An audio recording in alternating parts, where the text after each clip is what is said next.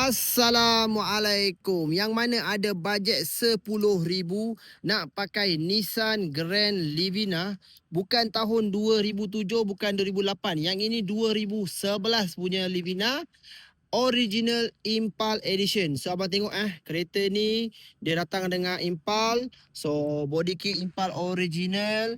Okey, semua original. Skirting ni abang tengok ada getah-getah ni semua. Ini masa baru bang, 2000 lebih bang. Abang beli kat Nissan memang mahal, 2000 lebih. So kereta ni cat dia pun masih cantik bang, masih elok bang. Kemas lagi bang. Body dia memang mantap lagi.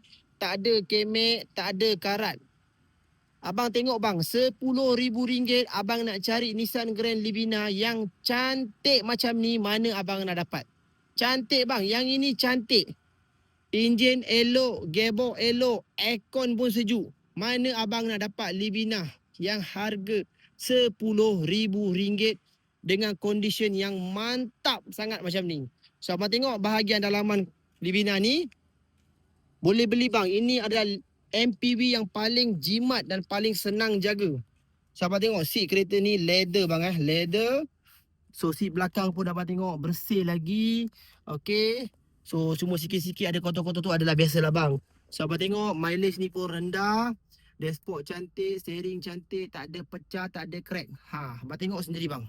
Cun ke tak cun? Kapek original semua ada bang.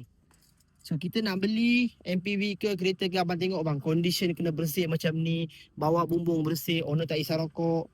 Okay. So kapek original semua ada. So kapek-kapek ni, kenapa kita cakap tengok benda ni? Ni benda ori bang. Okay. So kereta kapek ni pun cantik, kat sini pun cantik, tak ada banjir, tak ada karat.